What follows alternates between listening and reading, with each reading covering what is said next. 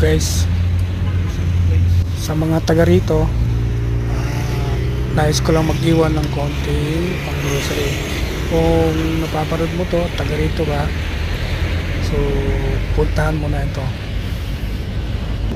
Ito yung lugar kung alam mo, punta ka na rito guys. Pero kung hindi ka taga rito, na kasi malayo ito. So ito po yung lugar guys. Yan.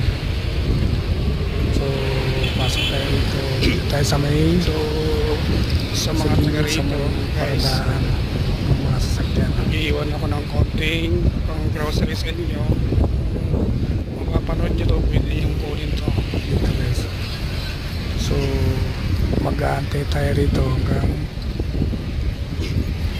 hanggang sa mayroong makakuha ng aking ilalapag.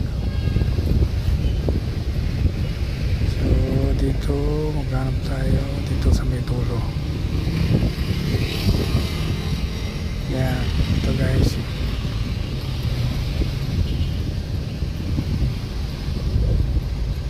Yan, malapit dito sa may sa ATM.